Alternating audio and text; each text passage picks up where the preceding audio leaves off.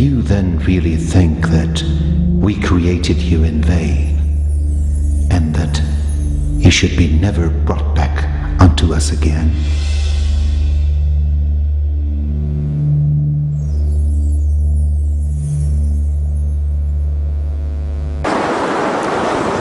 Bismillah ar-Rahman ar-Rahim. Alhamdulillahi Rabbil Alameen. Wassalatu wassalam ala Sayyidina wa Azimina wa Habib qulubina wa Shafi'a nufusina Abil Qasim Muhammad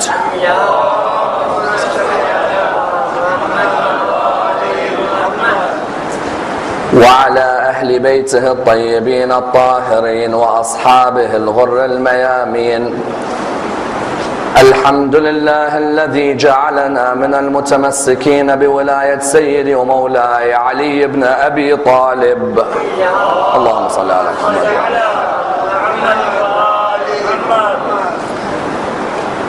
الحمد لله الذي هدانا لهذا وما كنا لنهتدي لولا أن هدانا الله. أما بعد، يقول الله في كتابه الكريم: بسم الله الرحمن الرحيم. قل لا أسألكم عليه أجرا إلا المودة في القربى. The first of our loud salawat in honor of Rasulullah Muhammad sallallahu alayhi wa alihi wa sallam.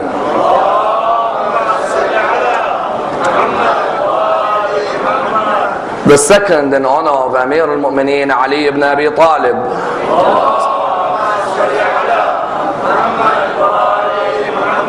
The third with your loudest voices in honor of the Imam of our time, Imam Sahib al-Asr wal-Zaman.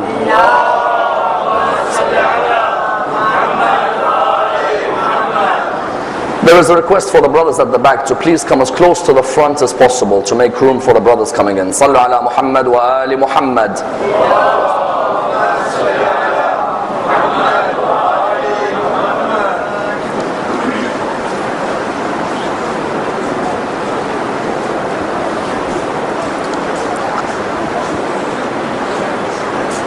Respected scholars, brothers and sisters, Assalamu alaikum wa rahmatullah wa barakatuh.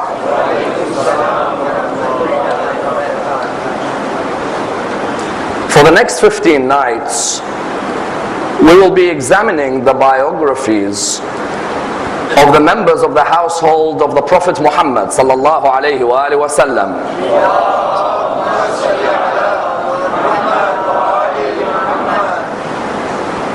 An examination of the utmost importance, one which affects each and every one of our lives, and an examination with a historical basis and a contemporary significance. In Imami theological circles, the members of the household of the Holy Prophet are referred to as the 14 infallibles, namely the Prophet himself, his daughter Fatima, his son-in-law Ali, then his grandsons Hassan and Hussein, and the 9 descendants from Hussein, namely Ali ibn al-Hussein, Muhammad ibn Ali, Ja'far ibn Muhammad, Musa ibn Ja'far, Ali ibn Musa, Muhammad ibn Ali, Ali ibn Muhammad, Al-Hasan ibn Ali, and the Messiah known as Al-Mahdi, Ajjalallah Farajahu al-Sharif.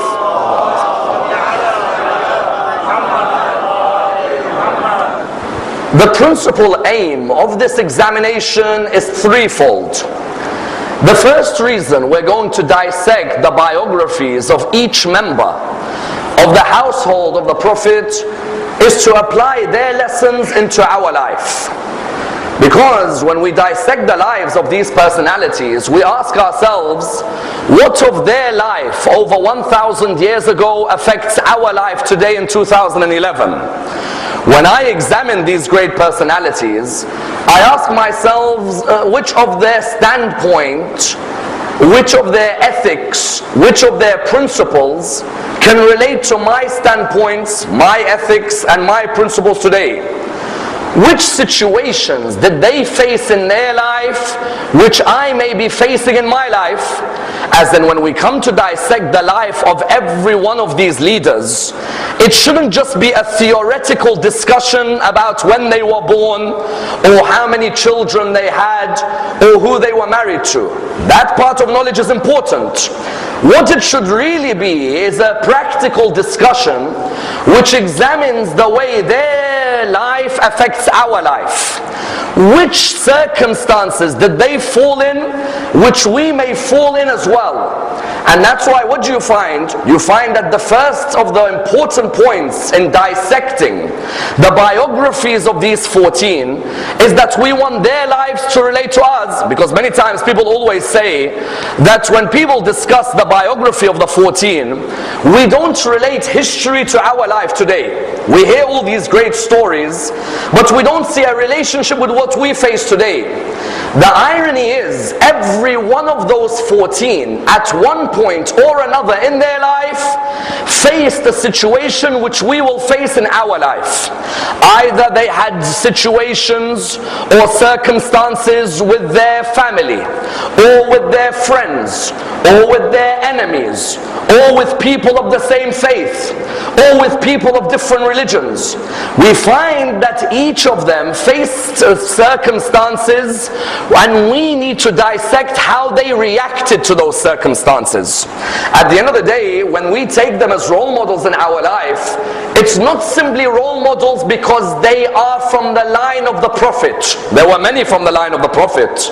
Rather, these members from the line of the Prophet were the one who in many Islamic traditions he narrates you should hold on to. Therefore, the first point as to why we're going to dissect their biographies is so that we take as many lessons from the anecdotes from their lives as is possible. As in, there's no point me just taking lessons in my life from Ali ibn Abi Talib only, or from Hussein only. Which lessons can I take from Musa ibn Ja'far? Which lessons can I take from Muhammad al-Jawad? Which lessons can I take from Hassan al-Askari? There is a tendency in our communities to focus on a couple of imams from the infallibles and neglect many of them. This series of lectures on the first point will seek to dissect every imam every night and ask ourselves which lessons from their lives are applicable to us. That's the first point. The second point in examining the biography of the 14 infallibles is that there are 4 key questions every human being will ask in their life, which these 14 have answered in their life. What are these 4 key questions? Which a Hindu will ask, a Sikh will ask, someone of the Jewish community will ask, someone of the Buddhist community will ask, someone of the Christian community will ask, someone of the atheist community will ask. There's 4 key questions which every human will ask.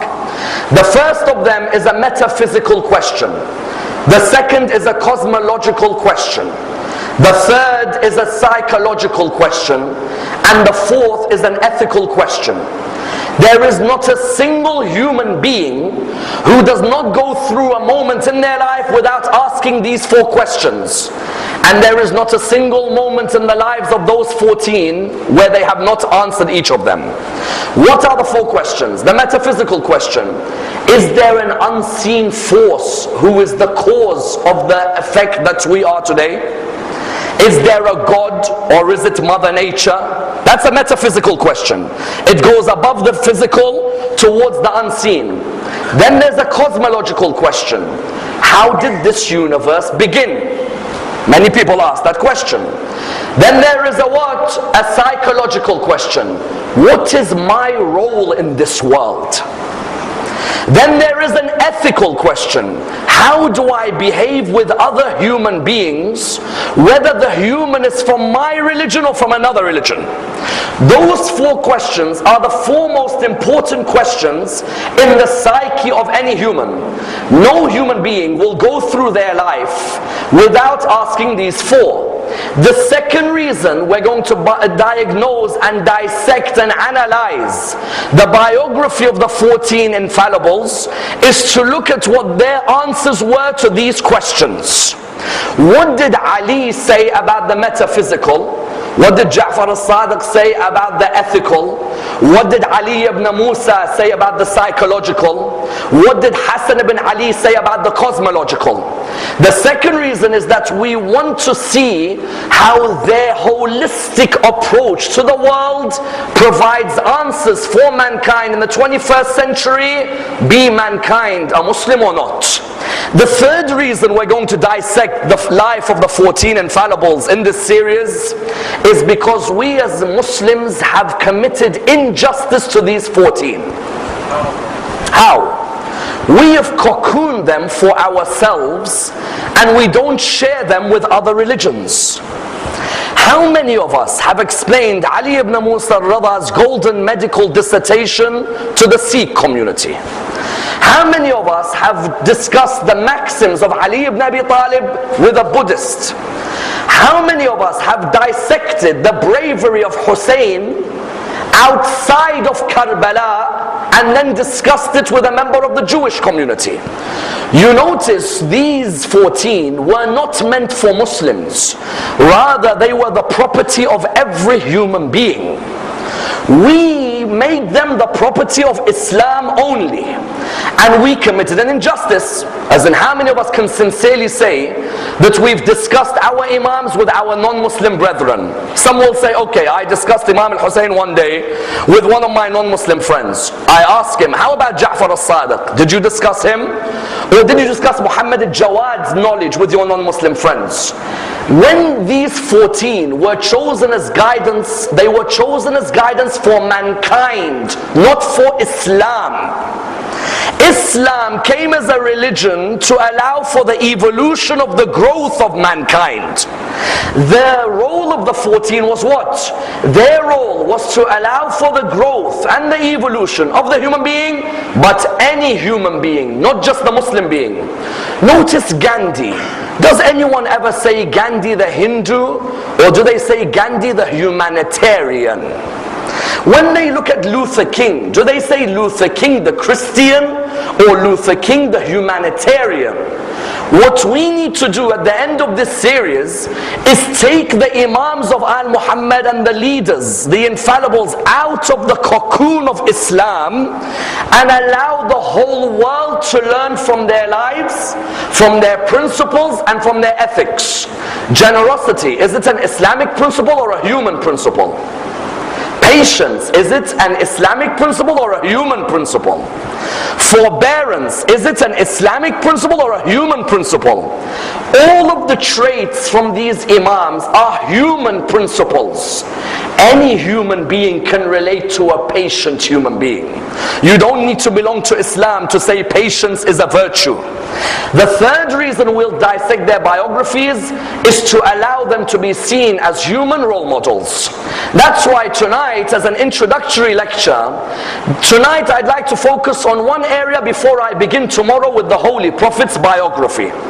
Tonight, the first questions I want to ask are questions regarding my methodology in reconstructing Islamic history. And I'd like to ask a number of key questions. Number one, can we reconstruct Islamic history, or is history his story? Number two, how important is intertextuality for us to have a rounded picture of these 14's lives? Number three, what are the sources we're going to use to discuss the lives of the 14? And why is it important that we use our sources and sources from other schools in Islam? Number four, these 14, or indeed these 12, was it a made up notion after the 12th Imam went into Ghaibah? Or is there evidence before the 12th Imam of discussions concerning them? And number five, why is it important for the biblical religions like Judaism and Christianity to discuss the lives of the infallibles? Because of the chapter of Genesis in the Bible. Let's discuss this and dissect it with an introduction to the biographies. The first question that arises in the discussion of the biographies of the infallibles is, can we really reconstruct Islamic history reliably? What do I mean? There are certain people who oppose this reconstruction of Islamic history. Why? They say that we have two problems with reconstructing early history, as in when I'm going to be discussing the Prophet's life and discussing the life of the Imams, I'm going to be discussing the first 300 years of Islamic history, isn't it? From the time of the Prophet until the time of the 12th Imam, it's the first 300 years of Islamic history. There is a school known as the skeptic school, who say that Islamic history cannot be reconstructed reliably. And they say there are two reasons we cannot reconstruct our history. The first reason, which is a very interesting reason, is that they say all the books which I'm going to use as references for the dissection of the lives of the infallibles were books which were written after the year 300. So they turn around and they say, how could you rely on books which are so late to discuss people who were so early? What do they mean? They say early Islamic history was oral, it wasn't written. In the time of the Prophet, they say everybody used to narrate the history after the Prophet died orally. I heard Rasulullah say, I saw Rasulullah do. It was all oral. They say it was late in Islam that you wrote down your history. So the first objection they have in reconstructing Islamic history is, your written material on early history is very late. How can you be so sure that your written material discusses something 300 years before? How can you be so sure that it's reliable? Their second objection is what? History is nothing but his story. Break the word history, what do you get? His story. Their second objection is, those sources you're going to use, how do you know the author isn't writing history in a way which looks after his theology or his political opinion? It's a very interesting point. When I'm an author of a book of history, am I going to write objectively, or am I going to write in a way where I look after my people? That's why they say, you Muslims trying to reconstruct your history, the second objection they had was, history is his story. He looks back, he looks at who he likes, so he makes him look great, he makes him say great words, he makes him sound like he was brave, and he looks at who he dislikes and he makes him sound bad and weak and negative and so on. These two objections, we cannot begin with the biography of the infallibles unless we answer these two objections. Isn't that true? Because they are very valid objections. The first one, they say, your book, for example, like Tabari, is a book of history, isn't it? They say Tabari is a book written 400 years after Muhammad died. Or they say, for example, your book like the book of Al-Baladhari and Sab al-Ashraf, that's written 300 years after Muhammad dies. Or they say Al-Kamil fi al-Tarikh Ibn al-Athir, that's written a few hundred years after Muhammad died. Or they say your books like Al-Kafi, 300 years after Muhammad died. Or Man La Yahdaru al-Faqih. They begin to name you all these books, and when you actually look at when they're written, you're like, hold on a minute, how comes all the books we use are written so late? If I'm going to use books which are written 300 years after Jamal, Siffin and Karbala, how do I know these books are actually telling the truth? Because there's such a big gap, isn't there? Say for example, Karbala was in the 61st year after Hijrah, and a book like Tabari is writing, let's say 250 years after Karbala. How do I know that he's reconstructing it exactly the way it should be? Because they're saying all your material was oral, people would hear each other, but no one was writing until late. How do we reply to both these objections? I need you to understand the reply to both. Because the moment you can reply to both, you can reconstruct Islamic history. The first reply to the group who say your books are late, we reply, number one, does a solid core of history exist from these books even though they're late? There is a concept called the solid core. What does the solid core mean? Fred Donner and Montgomery Watt said, even though you may have many books which are late, a solid core exists which allows you to paint a picture of early history. Saqifa, is it narrated in all the books? Yes. There's a solid core about Saqifa. Jamal, is it narrated? There's a solid core. Safin, do all of them talk about Safin? Yes. Nahrawan, do they talk about Nahrawan? Yes. Karbala, do they say Karbala happened? Yes. I'm not going to talk about what motivated the author. I'm focusing that do I have a solid core to work with? Because when I want to dissect the Imam number 1 until Imam number 12, I need to make sure that the solid core that I have, whether it's my school or another school in Islam, the solid core exists. Jamal happened, Safin, Nahrawan, Karbala, Mukhtar, Abdullah ibn Zubair, Abbasids, Umayyads, Harun Rashid, Ma'mun. That solid core number 1 clearly exists. Then number 2, even if you write a book later, what's there to stop you finding a chain which goes back all the way to Rasulullah? Isn't there? If I write a book 300 years after Rasulullah, I meet someone who is older than me. I said to him, excuse me, did you ever hear anything about Rasulullah? He says, yes, I heard him say, and he heard from him, and he heard from him, and he heard from Rasulullah, isn't it? What is that called? It's an isnad, it's a chain. When they came and said your books are late, we replied by saying, hold on, but our authors show us the chain, and the chain goes all the way back to early works. Abdul Razak San'ani has a book called Al-Musannaf. It's one of the earliest books of fiqh. As-San'ani, what does he do? When he takes a hadith on fiqh, he gives you the chain. Do you know why? Because he knew there'd be a day in 2011 when someone says, your book of fiqh is late. How do you know Muhammad actually gave that theory of fiqh?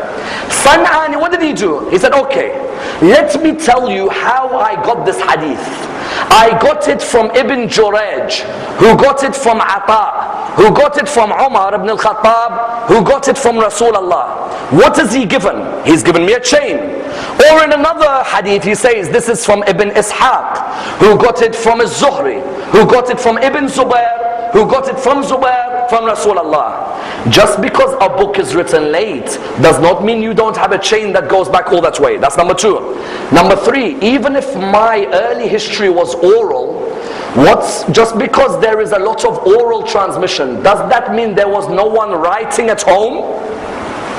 When you tell me early Islamic history was mainly oral, I reply by saying, okay, most people were narrating orally. Does that mean no one was writing anything at home? On the contrary, even you find there is an article by Eaton Kohlberg, the famous academic, who says that our 5th Imam was referring to a book called Kitab Ali. Imam al-Baqir, when he was discussing a hadith, was referring to a book called Kitab Ali. That means Ali ibn Abi Talib, even though most of his words were transmitted orally, was also writing a work at home. There was already a work which was being produced. And that's why even Abdullah ibn Zubair, who was alive, how many years after Rasulullah did he live for? He lived for 55, 60 years after Rasulullah. Abdullah ibn Zubair, when you read many of his works, he will always say, which transcript or which sahifa did you get that particular narration? Even further than this, which we can go a step, when they tell me all your books of history are late, I reply to them, what is early to you? This is a vital line. What is early? When you tell me my books are late, give me a date that is early, I'll give you a source. They themselves, the term early is vague for them. They played psychologically by telling us your books are late. I reply by saying to them, what is early? Give me a date. If I give you a book from that date, will you admit I can reconstruct Islamic history clearly? Therefore, the first group, we replied back to them. But the second group were more interesting. The second group said history is his story. How do you know that that writer who you trust, of course he's going to write books praising Ali and hating Muawiyah, because he's from your school. So when he writes history, he's writing his story. He's not going to write history the way it should be written. And they gave two brilliant examples. There is two scholars who are famous historians and theologians. One is called Abu Bakr al-Baqillani, and the other is called Ahmad ibn Yahya al-Baladhri. They say that you attack Muawiyah because you say that the books of history say Muawiyah is not a good person. But the people you get your hadiths from, how many times on the minbar have you heard someone saying, it's in Bukhari, it's in Bukhari? Many times you've heard speakers who say, it's in Bukhari. Bukhari says this person is bad. Bukhari was working for the Abbasid government. Do you think an Abbasid is going to write history writing good about Bani Umayyah? It's a point. When you're saying Bukhari has a hadith where he's against Muawiyah, for example, or Yazid, yes, but Bukhari was working with the Abbasid government. Naturally, his political affiliation may affect the way he writes history. Al-Baqillani was an Ash'arite in his theology. Therefore, when he writes history, isn't he going to write history with an Ash'arite vision? Ahmad ibn Yahya al-Baladhri was the chief judge of Al-Mutawakkil. If he's the chief judge of Al-Mutawakkil and he's an Abbasid, of course he's going to hate Bani Umayyah, because Bani Umayyah, Banu Abbas took over from them. The second school of skeptics, what did they say? They say, you Muslims can't reconstruct your history because your authors write history with the lens of their theology or their politics. They don't write it objectively. How do we reply back to them? We reply back by saying, Al-Baqillani, for example, or Al-Baladhri is an Abbasid. If Al-Baladhri is writing history with the lens of the school that he follows, that means he can't praise any Bani Umayyah, because if he's a Bani Abbasid employee, he's not going to praise anyone from Bani Umayyah. Whereas Al-Baladhri has many narrations where he praises people who are Khulafa of Bani Umayyah. If Al-Baladhri was biased in his history and he wasn't objective, he shouldn't praise Bani Umayyah. He should say, I work for Banu Abbas hate Bani Umayyah, I hate all of Bani Umayyah. No. Read the work of someone like Al-Baladhri and you will find very clearly that he praises, for example, Umar ibn Abdul Aziz. You know, Umar ibn Abdul Aziz is the one who stopped the la'na on Imam Ali in the Friday prayer. And Umar ibn Abdul Aziz is the one who gave Fadak back to the sons of Bibi Fatima. Yes? Umar ibn Abdul Aziz is an Umayyad Khalifa. If Muslim historians are writing their story, then Al-Baladhri shouldn't praise Umar ibn Abdul Aziz, because Umar ibn Abdul Aziz is Bani Umayyah, Baladhri is with Bani Abbas. No. We have many great historians in Islamic history who are objective. When they need to praise their own, they will praise. But when they need to praise the opposition, they will praise as well. Number two, in reply to these people, what makes you think there was a crystallized ideology in many of these people's minds at the time? You know why they say this? They say some of these scholars, they already were crystallized in their opinion. That's why they are not objective in their history. Who told you they were crystallized in their opinion? Many of them still were trying to understand how Islam developed. There wasn't such a thing as a prototype, for example, follower of Ahlus Sunnah. There was someone who in his theology was following Ash'ari and in his fiqh was following Abu Hanifa. Can you call that someone who is crystallized? No. In his theology he follows one scholar, and his fiqh he follows someone else. In other words, what are we saying? We're saying when someone replies by saying history is his story, we reply yes. There may be moments where a person's opinions affect the way they write their history, but many of our historians are objective. But that leads me on to a theory. If we are going to only use historical sources to discuss the biography of the 14 infallibles, we're going to find ourselves in a debate which is what? Cyclical. They'll keep coming back to us and they'll keep saying, but it's a book of history and you can't rely on history, and history is only writing his story. So do you know what theory we're going to use in the next 15 nights? We're going to use the theory of intertextuality. why should I discuss the biography of the Imams only from history? Why don't I use different genres of Islamic literature? Christeva was the person who began the theory of intertextuality. Do you know what she said? She said, when you want to discuss a particular figure in history or a particular nation, don't discuss them from one genre of literature. Use different genres of literature and discuss them, because you will allow yourself to see different codes of knowledge coming out from different areas of literature. What do I mean? I mean, why should we focus on history? Why don't we also use books of jurisprudence, known as books of fiqh? And why don't we use books of theology, known as books of kalam? And why don't we use books of bell letters, known as books of adab? When I want to dissect Ja'far as-Sadiq, I don't need to just look at history. If I look at history books for Ja'far as-Sadiq, someone will come to me and say, but that historian is good with Ja'far as-Sadiq. So I say, okay, I won't just use books of history. I'm going to look at Ja'far as-Sadiq and all of the books of history, and the books of fiqh on Ja'far as-Sadiq, and the books of theology on Ja'far as-Sadiq, and the books of adab, Arabic literature on Ja'far as-Sadiq. Tell me, won't that give me a more whole picture of Ja'far as-Sadiq? Too many people, when they dissect the Imams, what do? They use only books of history. And then someone comes and says, well, how's this book reliable? Okay, what we're going to use is different genres of literature. Someone's going to turn around and say, why different genres of literature? History will give me a narrative. Fiqh will show me how much they contributed to this religion's legal system.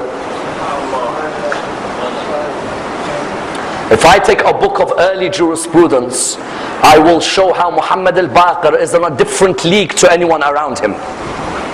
If I only took a book of history, I will only look at Muhammad al-Baqir in terms of family, wife, children, wars.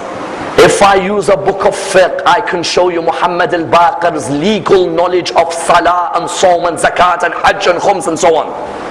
But I'm not going to stop there. Let me look at Muhammad al-Baqir also from theology. Let's look at his sermons on predestination and free will. Let's look at his sermons on the importance of God's mercy to mankind. Let's look at his sermons on theological issue about sin and the different types of sin. Now look, I have Muhammad al-Baqir from history.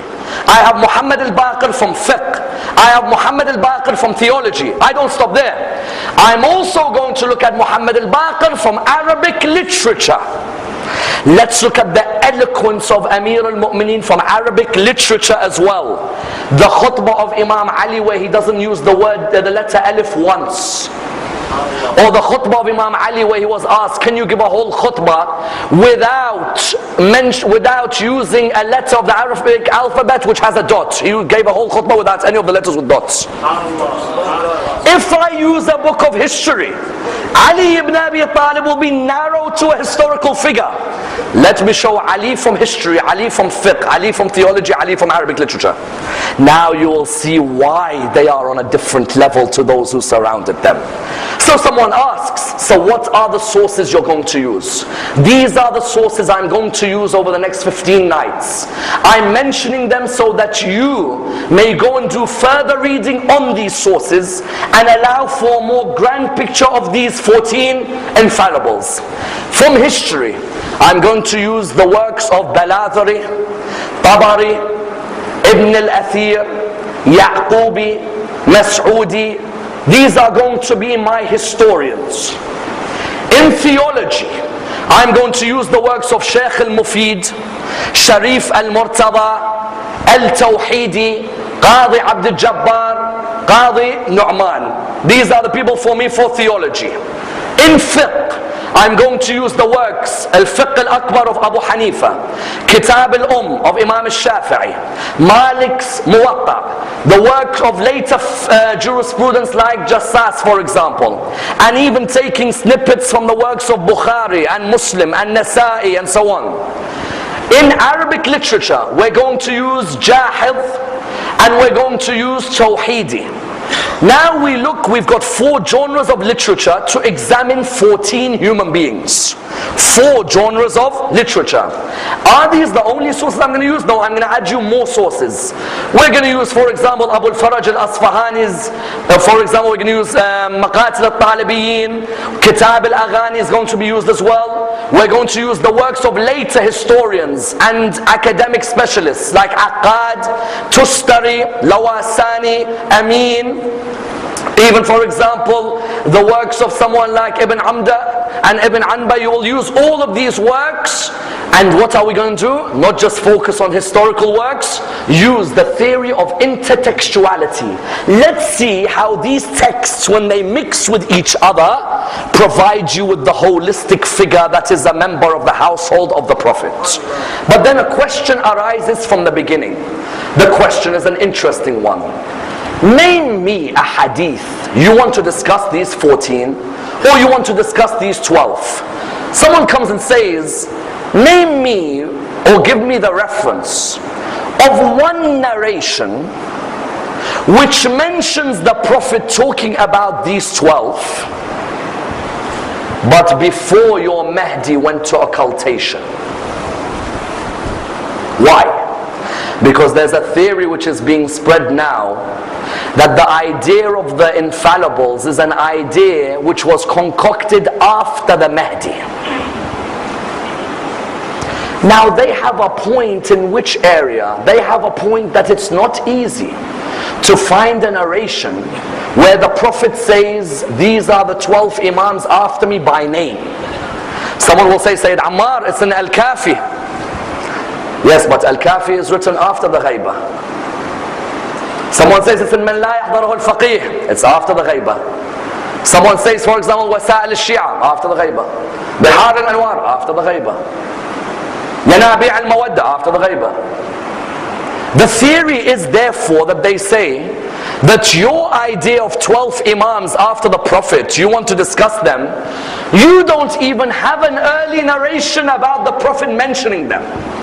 All your narrations about them somehow come to us after they've all died.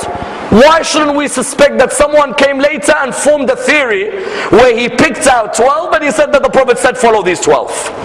And I tell you, you can go to many scholars, and if you want to do it, play devil's advocate. Go to many scholars and say, Maulana, can you show me a hadith where the Prophet says, these are the 12 after me, and these are their names? But show me a hadith in a book which wasn't written after the Ghaibah, in a book which was written during their lives. The moment you can answer this question, then you can move on with the discussion. And I tell you, it's not an easy question to answer. Because there are many who come and tell you, discuss the Ma'soomeen, follow the Ma'soomeen. Tell him, excuse me, where is the hadith about these Ma'soomeen? Because I see the hadith is very late. He'll say, yes, there is a chain which goes back, which we can give as an argument, no doubt. But give a more simple argument to this area. What is the more simple argument? We do have references which we can build to highlight why we need to discuss these 14 or these 12. First, in the book of Al-Bukhari. Al-Bukhari lived in what time? From 196 Hijrah until the middle of the 3rd century. Al-Bukhari is the famous Sahih. In that Sahih Al-Bukhari, he mentions very clear that Rasulullah says, after me there will be 12 caliphs, all of them are from Quraysh. Already there you have the number 12, isn't it? That's the first point. Bukhari wrote Sahih Al-Bukhari after Imam Zamana or before? Before. Bukhari wrote his book from, you're looking at, let's say, the time of the beginning of the 3rd century, before Imam Zaman. Then number 2, you have Imam, 6th Imam, had 400 usul. His disciples would write his hadiths. From these 400 usul, only 16 remain. There's an article on these usul by Eaton Kohlberg, professor of Islamic studies at Tel Aviv University. Which university? Tel Aviv. Eaton Kohlberg has an article where he talks about the usul of Ja'far as-Sadiq, which of them remain. Many of these usul, many of these hadiths were burnt out or removed. Only 16 remain, and they're in Iran. They've remained. The manuscript has remained. Of these 16, there is one which is a vital one, which is protected today. The manuscript called Al-Asl, the Asl of Abu Sa'id al-Asfari. This hadith is of a man called Abu Sa'id, lived in the time of Imam al-Sadiq. The manuscript is with us until today. It's been protected. Abu Sa'id says that the Prophet said, there are 12 successors after me, and he named them from Imam until Imam. Number 2. Number 3, the great companion of Ahlulbayt, Fadl ibn Shadan, has a book called Kitab al-Ghaybah. Fadl ibn Shadan was a companion, according to some, of the 8th, 9th, 10th and 11th Imam. And he's the one who has the hadith about the 12th Imam. Fadl ibn Shadan has a hadith where the Prophet mentions the names of each of the 12. Fadl ibn Shadan came after Imam Zamana or before? Before. If he came after them, people will say, you made up this theory. When you had 12 names, you made them up. No. In the time, then we have a Zaydi leader. You know our Zaydi brothers in Yemen. One of their great leaders, Al-Rassi, was living in the time of our 10th Imam. He has a book called Ar-Rad al-Rafida, a reply to the rejectors. Because you know they call the Imamis rejectors. In the book Ar-Rad al-Rafida, he talks about our 10th Imam. What does he say? He says, and the 10th Imam of the Rafida. Ar-Rassi is living in the time of the 10th Imam.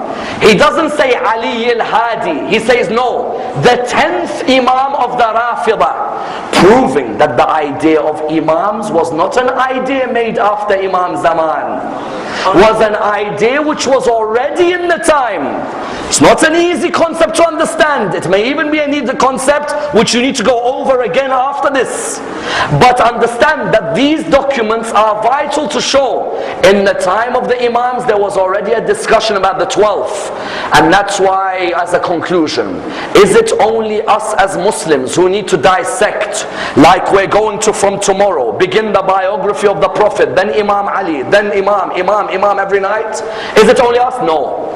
Genesis in the Bible has a fundamental verse which highlights that God has always promised the human being that his message would continue in a certain line.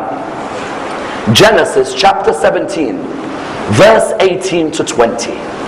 When Sarah cannot give birth to Abraham, she does what? She says, marry my maidservant Hajar. Hajar gives birth to who? Ismail. In the Bible in Genesis, it discusses the story. When she gives birth to Ismail, in the Bible, in Genesis, it says that she gave birth to the baby and a spring of water gushed.